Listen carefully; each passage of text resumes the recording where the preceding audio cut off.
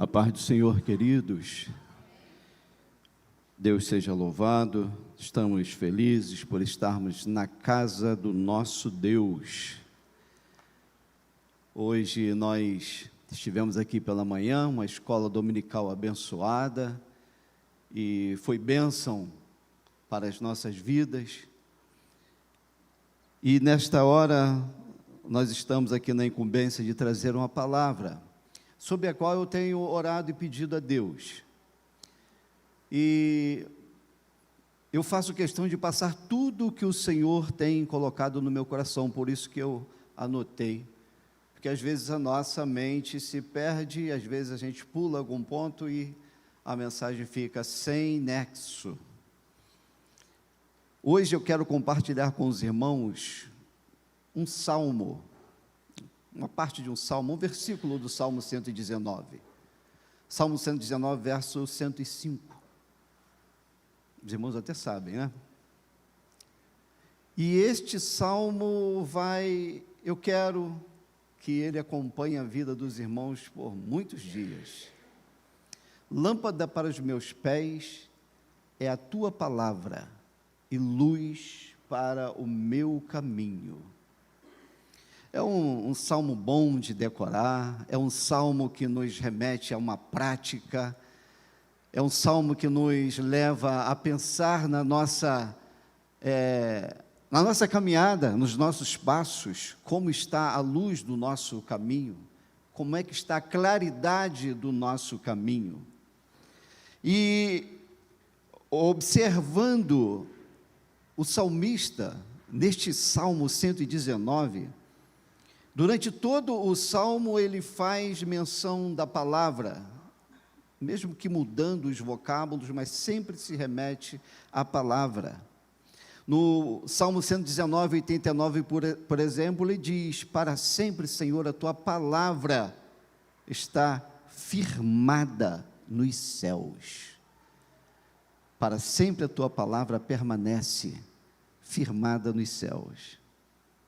E antes de entrar na mensagem, eu quero fazer menção do que o apóstolo João, escrevendo ali no seu evangelho, capítulo 1, em diante, ele escreve o seguinte: no princípio era a palavra. Eu gosto da versão que diz a palavra. Essa aí é o verbo. No princípio era a palavra, e a palavra estava com Deus, e a palavra era Deus. Obrigado. Ele estava no princípio com Deus. Todas as coisas foram feitas por Ele, e sem Ele nada do que foi feito se fez. Nele estava a vida, e a vida era a luz dos homens, e a luz resplandece nas trevas, e as trevas não a compreenderam. Houve um homem enviado de Deus, cujo nome era João. Este veio para testemunho, para que testificasse da luz, para que todos crescem por ele. Não era ele a luz, mas para que testificasse da luz. Ali estava a luz verdadeira que ilumina o homem que vem ao mundo. Todo homem que vem ao mundo estava no mundo, e o mundo foi feito por ele, e o mundo não o conheceu. Veio para o que era seu, e os seus não o receberam. Mas a todos quantos o receberam, deu-lhes o poder de serem feitos filhos de Deus, aos que creem no seu nome, os quais não nasceram do sangue, nem da vontade da carne, nem da vontade do homem, mas de Deus. E a palavra se fez carne, e habitou entre nós, e vimos a sua glória, como a glória do unigênito do Pai, cheio de graça e de verdade. Ainda em João, capítulo 8, verso 12, Jesus diz: eu sou a luz do mundo, quem me segue não andará em trevas, mas terá a luz da vida. Lá em João 12, verso 46, ele diz: eu sou a luz que vim ao mundo, para que todo aquele que crê em mim não permaneça nas trevas. Isaías, lá no capítulo 9, verso 2, diz assim, olha, o povo que andava em trevas viu uma grande luz, e sobre os que habitavam na região da sombra da morte, resplandeceu a luz. O tema dessa mensagem é a palavra que ilumina o caminho. A palavra que ilumina o caminho. Nós estamos nos baseando no Salmo 119, verso 105. Quando nós olhamos para este versículo, nós percebemos que o grande problema não está no caminho, mas na luz. A luz que às vezes não tem no caminho. Aí nessa introdução, eu quero pedir que os irmãos imaginem uma cena. Um homem caminhando em uma estrada desconhecida, numa escuridão densa. A estrada desconhecida, está escuro, não tem luz, ele não tem com que se guiar, e ele está caminhando. A estrada existe, os pés dele estão ali, existe um destino, mas ele não sabe para onde ele vai. E numa situação como essa, mesmo a pessoa sendo inteligente, no escuro, ela pode errar. Mesmo sendo experiente, pode tomar um rumo diferente. E mesmo tendo até uma boa intenção, pode pegar um rumo ignorado, sair num local que não deveria. E é exatamente a condição espiritual da humanidade sem a revelação de Deus. O proverbista, em Provérbios 14, verso 19, ele diz um provérbio muito interessante. Provérbio 14, verso 12, perdão. Há caminho que ao homem parece direito, mas o final conduz à morte. Veja só, a grande atenção é que o caminho parece direito. Aos olhos do homem, o caminho parece direito. Veja, ele não escolheu um caminho porque parece errado. Aos olhos dele, parece que é direito. E é nesse ponto que a inteligência não adianta de nada. A inteligência sem a revelação para nada serve. A inteligência sem a revelação de Deus, a experiência sem a revelação de Deus também não adianta. A boa intenção sem a revelação de Deus também não adianta. O que nós carecemos e o que precisamos é de luz. É de luz para o nosso caminho. E é nesse cenário que o salmista declara: lâmpada para os meus pés é a tua palavra e luz para o meu caminho. O Salmo 119, ele não é um salmo para que nós analisemos apenas as questões das palavras. É algo para nós aplicarmos à nossa existência. A Escritura foi dada para que nós entendêssemos qual é a intenção de Deus para nós. É através da Escritura que nós entendemos a intenção de Deus. E é por isso que nós sempre gostamos de estar na escola dominical. Na escola dominical nós aprendemos, nós entendemos o que Deus quer de mim, o que Deus quer que eu faça. E nessa pergunta, irmãos, sobre a lâmpada que ilumina o caminho, nós precisamos meditar no seguinte: que tipo de luz está iluminando a minha vida? O salmista diz que lâmpada para os meus pés é a tua palavra. Ela é luz. para o meu caminho. É bom a gente frisar que a palavra, essa palavra de que nós falamos, ela é eterna. O salmista diz lá no Salmo 19, 89, para sempre, ó Senhor, a tua palavra permanece nos céus. Agora, que tipo de luz que ilumina o teu caminho? Os irmãos vão entender um paralelo entre Jesus e a palavra, entre Jesus e a luz, entre a palavra e a luz. E aqui, quando o salmista diz que a tua palavra permanece nos céus, veja, ele não está falando da palavra da terra, está falando de algo do alto, de algo que vem de cima. Ele começa falando dos céus, a tua palavra está firmada nos céus.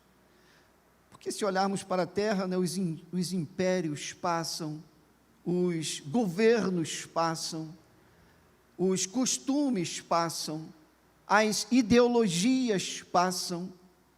Algo que a gente celebrava antes, hoje já não é mais celebrado. O que hoje nós consideramos relevante, amanhã talvez não consideremos mais. Mas de uma coisa nós estamos certos. Isaías 40, verso 8 diz: seca-se a erva, cai a flor, porém a palavra do nosso Deus subsiste eternamente. E Jesus ainda confirma lá em Mateus 24, 35, o céu e a terra passarão, mas as minhas palavras não hão de passar. Portanto, irmãos, ser guiado pela palavra de Deus é a melhor escolha que nós fizemos na nossa vida. Guiado pela palavra, guiado pela luz de Deus. E uma coisa interessante, os reinos passam, os governos passam, as ideologias passam, os costumes passam, tudo passa, a palavra permanece. Isso nos leva, irmãos, a fazer uma meditação muito interessante sobre a nossa vida.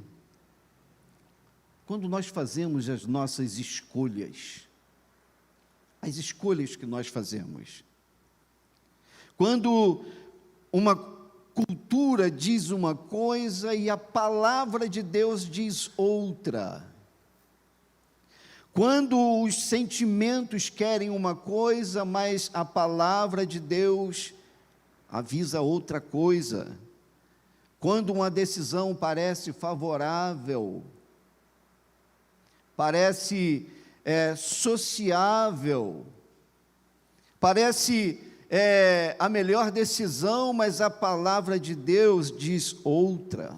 Uma decisão é uma coisa e a palavra de Deus é outra. Aí quando nós decidimos a viver em plenitude, irmãos, nós temos que ter em mente uma coisa, uma sentença: minha vida será governada por uma palavra que não muda. Repete isso, irmãos. A minha vida será governada por uma palavra que não muda. As coisas do mundo passam, tudo passa. Melhor é ficar com o que é eterno. A palavra do Senhor permanece para sempre. Não existe razão de eu ficar preocupado com as coisas passageiras. O que tem aqui é para uso passageiro. Jesus e a palavra. Um paralelo entre Jesus e a palavra.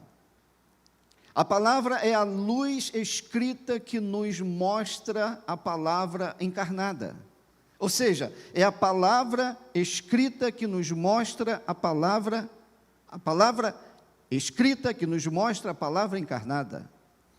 A Bíblia que nos mostra Jesus, né? No Salmo 105, nós vemos essas conexões bonitas entre João e o Salmo 105, né? O Salmo diz: tua palavra é luz. E João, acerca de Cristo, diz: no princípio era a palavra. E depois, nele estava a vida, e a vida era a luz dos homens. Em João, verso 1, verso 4. E finalmente o verbo se fez carne, a palavra se fez carne, e habitou entre nós. Fazendo aqui, irmãos, uma distinção entre Cristo e a palavra, a gente vai entender, e sabemos que Cristo é o Filho eterno, né? É o nosso Senhor, a segunda pessoa da Trindade. A Escritura é a revelação, a palavra, a Escritura é a revelação de Deus. Mas existe uma relação inseparável entre Jesus e a Escritura, entre Jesus e a Bíblia. Tá? A palavra escrita revela a palavra encarnada. Ou seja, a palavra escrita revela Jesus.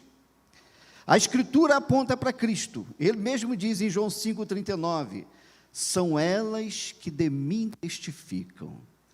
E Cristo mesmo, ele cumpre as Escrituras, lá em Lucas 4,21, quando ele diz, hoje se cumpriu em vossos ouvidos a Escritura. E em Hebreus 1, verso 1 ao 2, o escritor, falando sobre a revelação de Deus, ele diz, havendo Deus antigamente falado muitas vezes pelos profetas, a nós falou-nos nestes últimos dias pelo Filho. E o próprio nome Jesus significa, né, o Senhor que salva, enquanto que Cristo, né, corresponde ao Messias ungido. Assim nós podemos dizer, irmãos, que a palavra escrita ilumina nossos olhos para reconhecermos a palavra encarnada. Cristo entrou no mundo que estava em trevas.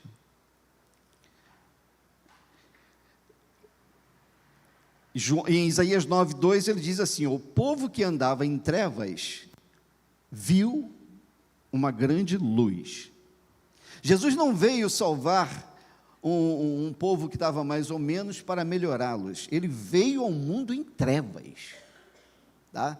O povo que andava em trevas viu uma grande luz, e Mateus aplica isso aqui justamente ao ministério de Jesus, quando ele diz lá em Mateus 4,19, o povo que estava sentado em trevas viu uma grande luz, Mateus 4,16, e João declara também, em João 1, verso 5, a luz resplandece nas trevas, e o próprio Jesus afirma em João 8,12, eu sou a luz do mundo, quem me segue não andará em trevas, mas terá a luz da vida. Agora, que trevas eram essas, quando Jesus veio ao mundo?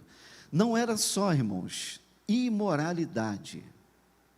O mundo não estava só mergulhado em imoralidade. Havia também trevas religiosas. Trevas, interessante, né? Trevas religiosas. Jesus encontrou pessoas aprisionadas em interpretações humanas daquilo que não era a vontade dele.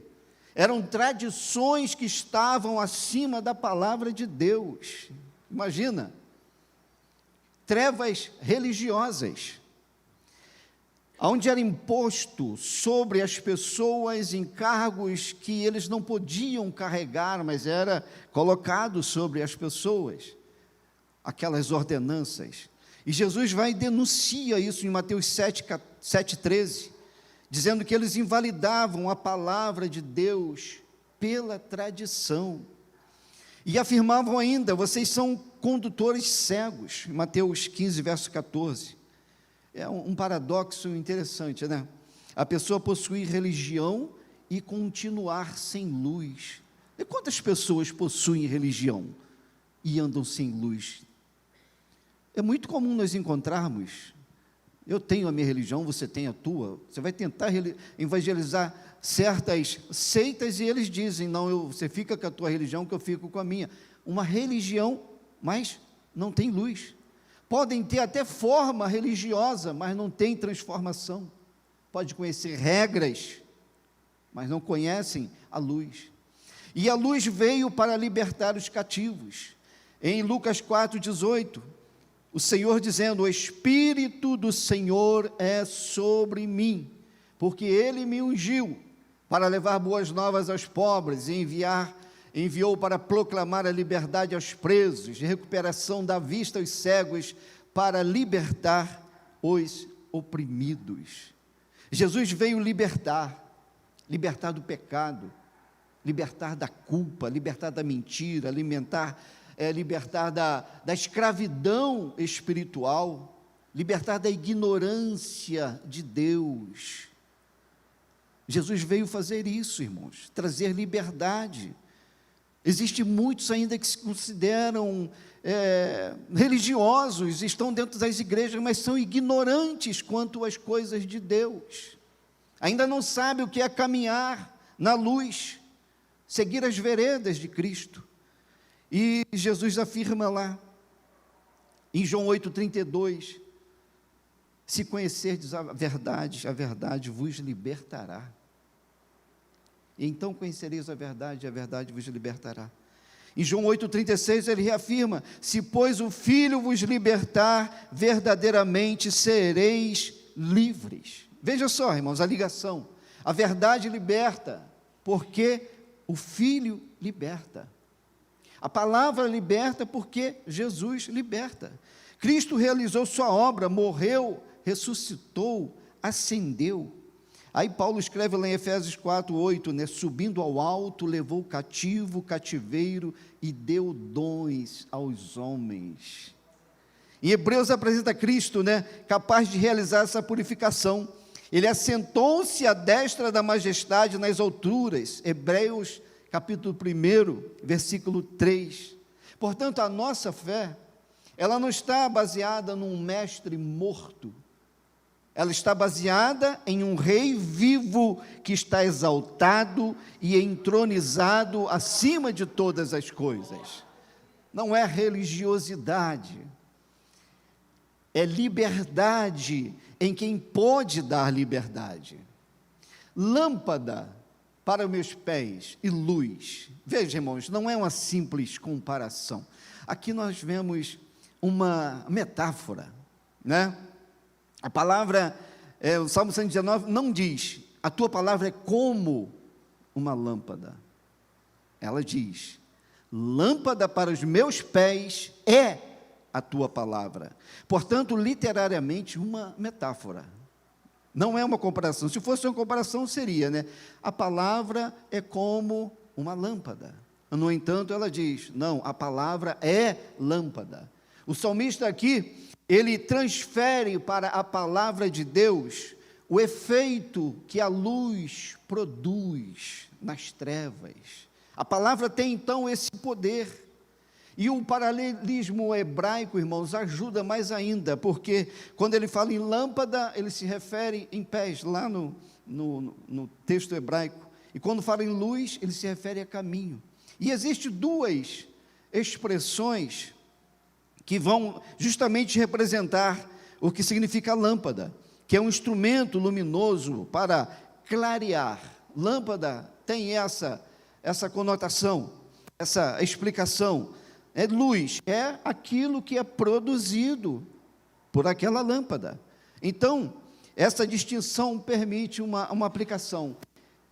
O texto diz, lâmpada para os meus pés. A imagem é imediata, para os meus pés. A lâmpada permite eu ver aonde eu vou colocar o meu próximo passo. A lâmpada serve para isso. Meu próximo passo e o segundo passo, a lâmpada vai iluminar desta forma. O Senhor, Deus, nem sempre vai nos mostrar quilômetros à frente da nossa existência. Ele às vezes vai só mostrar um passo. Por isso que Provérbios 3, verso 6, ele vai dizer assim, ó, reconhece-o em todos os teus caminhos e ele endireitará as suas veredas. Talvez eu não saiba tudo amanhã, mas a palavra pode me mostrar como eu devo agir hoje. Eu não sei o que vai acontecer, mas a palavra está me mostrando como eu devo agir hoje. Luz, agora quando ele diz luz para o meu caminho, agora a expectativa aumenta, né? A perspectiva se amplia, aí não é somente o próximo passo, aqui é uma direção na caminhada. A palavra não serve apenas para as decisões assim, emergenciais, ela serve também para a orientação para toda a nossa existência. Portanto, lâmpada é para as decisões e luz é para a direção. Lâmpada para a decisão que eu tenho que tomar agora e luz para a direção da minha vida. Aí, fazendo aqui um contraponto aqui, lâmpada é para o passo, luz é para a jornada. Lâmpada é para hoje, luz é para a vida. Repete, irmãos. Lâmpada é para o passo, luz para a jornada. Lâmpada para hoje e luz para a vida. Irmãos, a palavra, ela tem um poder de nos proteger de tragédias produzidas por escolhas erradas. Sabia que ela tem esse poder de nos proteger de escolhas erradas? A Bíblia, ela não promete que os homens de Deus nunca vão sofrer. Homens e mulheres de Deus sofreram. Mas existe um sofrimento que é provocado pela fidelidade e o outro que é pela imprudência, né? E tem que haver uma distinção nisso. O apóstolo Pedro, na sua primeira carta, no capítulo 4, versículo 15 e 16, ele diz assim, olha, que nenhum de vós padeça como homicida ou ladrão, ou malfeitor, ou como o que se intromete em negócios alheios. Mas se padece como cristão, não se envergonhe, antes glorifique a Deus nesta parte. Mas muitas dores, irmãos, poderiam ser evitadas se perguntássemos, antes das nossas decisões, o que a palavra diz? Já imaginaram, se nós sempre fizéssemos isso? Antes de tomar uma decisão, o que a palavra diz? O que a palavra diz antes do casamento? O que a palavra diz antes de uma sociedade empresarial? O que a palavra diz antes de eu gastar? O que a palavra diz antes de eu responder com raiva? O que a palavra diz antes de aceitar uma proposta? O que a palavra diz antes de seguir determinado conselho? O salmista Davi, no Salmo 119, 11, ele diz assim, olha, escondi a tua palavra no meu coração para não pecar contra ti. E lá no 37, 23, ele diz assim, ó, os passos de um homem bom são confirmados pelo Senhor. Logo, irmãos, a palavra não é só para ser lida no culto, ela é para ser aplicada e participar das nossas decisões. Porque quando nós assim fazemos, nós temos benefícios. Vamos ver, eu vou citar aqui apenas 10 benefícios de quem anda na luz. Veja só, benefícios de quem anda na luz. Não é benefício do governo. O benefício do governo tem fins, né, e às vezes nem ajuda realmente, nem é realmente benéfico para quem se utiliza, mas esses benefícios aqui. Primeiro benefício de quem anda na luz, discernimento. Se anda na palavra, você tem discernimento. O Salmo 119, 130 diz assim, ó, a exposição das tuas palavras dá luz, dá entendimento, direção, é o segundo benefício. Provérbios 3, 6, ele endireitará as tuas veredas. Proteção contra o pecado, andar na luz, você tem proteção contra o pecado. Salmo 119, 11, escondi a tua palavra no meu coração para não pecar contra ti. Sabedoria, o Salmo 119, do 98 ao 100, o salmista diz, eu quero ler na íntegra, tu pelos teus mandamentos me fazes mais sábio do que os meus inimigos, pois estão sempre comigo, tenho mais entendimento do que todos os meus mestres, porque os teus testemunhos são a minha meditação, entendo mais do que os antigos, porque guardo os teus preceitos. Liberdade é um outro benefício. João 8, 31 ou 32, se vós permanecerdes em mim, na minha palavra, verdadeiramente sereis meus discípulos, e conhecereis a verdade, e a verdade vos libertará. Um outro benefício é a santificação. Jesus Cristo, quando orava pelos discípulos, e em dado momento ele diz também, pelos que também aceitarão o que alcança a nós, ele diz ali, João 17, 17, santifica-os na verdade, a tua palavra é a verdade. A palavra, quem anda nesta luz também tem estabilidade.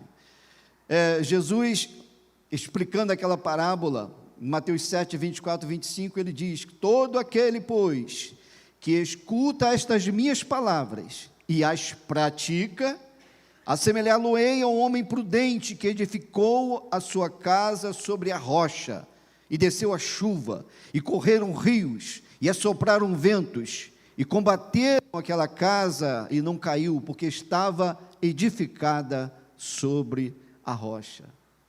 Um outro benefício de quem anda na luz, comunhão com Deus. Mas se andarmos na luz, como Ele na luz está, temos comunhão uns com os outros, e o sangue de Jesus Cristo, seu Filho, nos purifica de todo o pecado. Frutificação.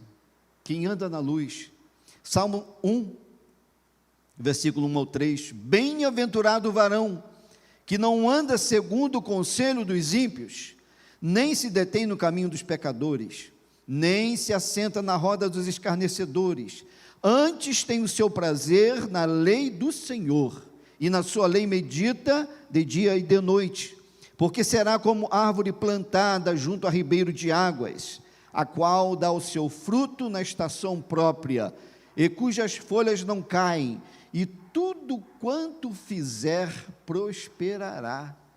É a palavra de Deus que diz e nos dá esta garantia, irmãos. Um outro benefício é a esperança, porque tudo que antes foi escrito, para nosso ensino foi escrito, para que pela paciência e consolação das Escrituras tenhamos esperança, Romanos 15, verso 4. Mas existe algo ainda mais belo, além de todos esses benefícios. Em Provérbios 4, 18, ele nos diz o seguinte, mas a vereda dos justos é como a luz da aurora, que vai brilhando mais e mais até ser dia perfeito. Veja só, irmãos, a vida cristã, ela é para ser uma vida de progresso. A nossa vida é para ser uma vida de progresso. Mais maturidade hoje do que ontem, mais discernimento hoje do que ontem, mais domínio próprio hoje do que ontem, mais misericórdia, mais santidade, mais semelhança com Cristo. E veja que a comparação é como a aurora. A aurora não chega assim de repente. Como é que ela acontece? Ela começa com uma pequena claridade, e depois começa a desenhar assim no horizonte, e depois começa a mostrar as formas, e começa a aparecer mais visíveis, até aparecer um claro dia. Assim é a vereda do justo, assim é a obra de Deus na vida de quem permanece no caminho. Talvez você nem tenha chegado aonde você deseja chegar, mas se você parar e pensar assim, mas hoje está mais claro do que antes está, né? Porque é progressivo, não chegou aonde, eu não cheguei aonde eu quero chegar, mas estou melhorando, porque tem que ser um progressivo, progressivamente, esta melhora na minha vida. Se caminhamos com Cristo, nós temos que estar progressivamente melhorando. E o que acontece com quem rejeita a luz? Quem rejeita a luz? Primeiro, tem o versículo 18 diz que a aurora do justo, né, a vereda do justo é como a luz da aurora, né, vai brilhando até ser dia perfeito. Agora vê só o 19. Agora o caminho dos ímpios é como a escuridão, nem conhecem aquilo em que tropeçam. Sabe, a pior coisa que tem é estar sabendo e tropeçar e não sabe nem em que tropeçou. A ausência de luz, ela produz cegueira espiritual. E o apóstolo Paulo, em 2 Coríntios 4:4, ele diz assim, nos quais o Deus deste século cegou os entendimentos dos incrédulos, para que não lhes resplandeça a luz do evangelho, da glória de Cristo, que é a imagem de Deus. Uma outra coisa que acontece com quem não anda na luz, decisões enganosas. Provérbios 4:12 diz assim, há caminho que ao homem parece direito, mas o fim dele são caminhos de morte. Escravidão, é uma outra coisa, escravidão do pecado. Respondeu Jesus, Romanos 8:34, em verdade vos digo, que todo aquele que comete pecado é servo do pecado, é escravo do pecado. Endurecimento, quem não anda na luz. O apóstolo Paulo, escrevendo aos Efésios, capítulo 4, versículo 18 e 19, diz assim, entenebrecidos no entendimento, separados da vida de Deus pela ignorância que eles, pela dureza do seu coração, os quais, havendo perdido todo o sentimento, se entregaram à dissolução, para com avidez cometerem toda impureza. Uma outra coisa que acontece com quem não anda na luz, confusão moral. Isaías 5:20, ele denuncia o seguinte, ai dos que chamam bem ao mal, e ao mal, bem. No 23 ele diz, ai dos que justificam o ímpio por presente, e ao justo negam justiça. Confusão moral. Tem alguma coisa acontecendo no nosso país, parecido com o que Isaías está denunciando? Obras infrutíferas. Efésios 5:11, e não comuniqueis com as obras infrutíferas das trevas, mas antes condenai-as. E finalmente, separação de Deus se houver rejeição persistente da luz. É um outro fato que acontece com quem rejeita. Em João 3:19 e 20, ele diz, e a condenação é esta, que a luz veio ao mundo, e os homens amaram mais as trevas do que a luz, porque as suas obras eram más, porque todo aquele que faz o mal aborrece a luz e não vem para a luz, para que as suas obras sejam reprovadas. Aqui está o grande segredo de quem não quer vir para a luz, é para que as suas obras não sejam vistas e assim reprovadas. E Jesus explica esse drama. A luz veio ao mundo e os homens amaram mais as trevas do que a luz. Veja só, Deus não apagou a luz veio. O problema é que o homem às vezes prefere ficar escondido da luz. Agora, concluindo, irmãos, existe um caminho iluminado diante de nós. Um caminho iluminado diante de nós. Nós começamos com a história de um homem que caminhava numa estrada escura, sem luz. Aí nós podemos compreender o valor do Evangelho. Deus não deixou o homem sozinho naquela estrada. Ele nos deu a sua palavra. E mais do que isso, Ele enviou o seu Filho, enviou Jesus Cristo. A palavra aponta para Cristo. Cristo ilumina a nossa alma. O Espírito Santo abre o nosso entendimento. Agora existe uma estrada diante de nós. Jesus disse, eu sou o caminho, a verdade e a vida. A estrada que está diante de nós. Observe como é que tudo converge, irmãos. A palavra é lâmpada, Cristo é a luz, Cristo é o caminho. E quem segue a Cristo não precisa continuar andando em trevas. Quem me segue não andará em trevas, João 8, verso 12.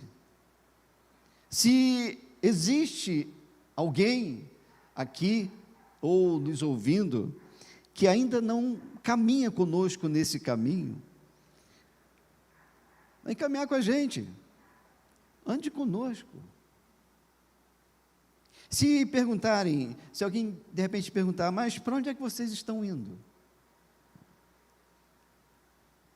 Nós estamos caminhando na luz. Amém, irmãos? Não porque nós sejamos perfeitos, não porque nunca tropeçamos, não porque nós conhecemos tudo acerca do amanhã, mas porque nós encontramos o caminho. E é isso que nós compartilhamos com aqueles que ainda não caminham conosco. E o mais importante, a cada dia essa luz que nos ilumina aumenta. A cada dia. Se você ainda não está aí caminhando com Cristo, faça isso. Caminha com a gente, venha para a luz. Se caiu, levanta. Continue andando. Se perdeu a direção, abra novamente a palavra e leia. Se não consegue enxergar quilômetros para tomar uma decisão, Jesus é o suficiente para hoje iluminar o teu próximo passo. E é o que importa. Ele é lâmpada, ele é luz para decisões que você vai tomar a longo prazo, mas é lâmpada para a decisão que você vai tomar agora, se você quiser. Porque a vereda dos justos é como a luz da aurora, que vai brilhando mais e mais até ser dia perfeito. Vai chegar um dia, irmãos, que nós não usaremos mais esta lâmpada, desta configuração feita aqui nessa palavra. Não precisaremos mais dela, né? Porque como João escreveu, e está lá em Apocalipse 21, 23, que a cidade não necessita de sol nem de lua. Veja só, e a cidade não necessita de sol nem de lua, para que nela resplandeçam, porque a glória de Deus a tem alumiado, e o Cordeiro é a sua lâmpada. Lá nós não precisaremos mais nos preocupar com lâmpada, com candeia, nós estaremos ali para sempre, com aquele que vai brilhar pelos séculos dos séculos. Continuamos caminhando com Cristo, pela luz da palavra, seguimos caminhando com Cristo à luz do mundo, e terminamos nossa caminhada, onde nunca mais haverá noite. Esse é o caminho, essa é a luz, essa é a vida, e esse é o convite, para quem quiser caminhar conosco. Que Deus possa abençoar o teu coração. E dessa semana para frente, da semana que vem, ou esta mesmo, aí os irmãos vão sempre olhar para algo e ver: lâmpada para os meus pés é a tua palavra, e luz para o meu caminho.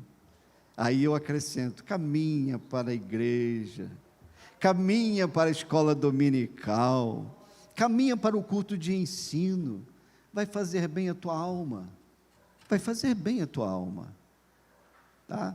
O pastor fica alegre, fica satisfeito, porque quando existe muitos irmãos frequentando escola dominical, frequentando o culto de ensino, é sinal de que tem fome. O povo está com fome, e aonde há fome, é sinal de que tem saúde. Só sente fome quem tem saúde, só sente fome da palavra de Deus quem tem saúde.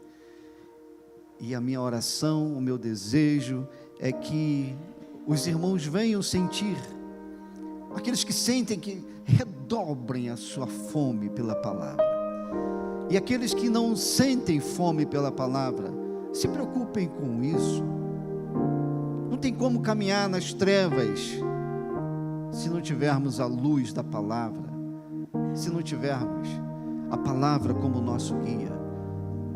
Fatalmente, uma queda, um tropeço, um caminho errado, que talvez não tenha mais volta, não tenha mais como consertar.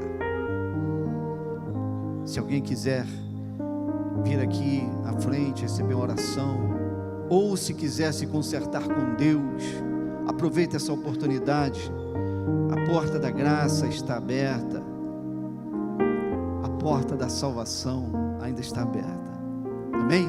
Inclina sua cabeça. Senhor Deus, Pai, louvamos e bendizemos o Teu nome, Senhor. Somos gratos a Ti pela Tua palavra, gratos a Ti, ó Deus, por tantas versões da Tua palavra em nossas mãos. Te louvamos, ó Pai, pelo privilégio da salvação em Cristo. Meu Deus, porque um dia esta luz raiou, brilhou em nossos corações, e nós reconhecemos nossos erros, os nossos pecados, e colocamos diante do Senhor para que o Senhor limpasse, consertasse, colocasse tudo em ordem. E o nosso desejo, Pai querido, é continuar nesta caminhada sob a Tua luz, a luz da Tua palavra. Em nome de Jesus oramos e te agradecemos.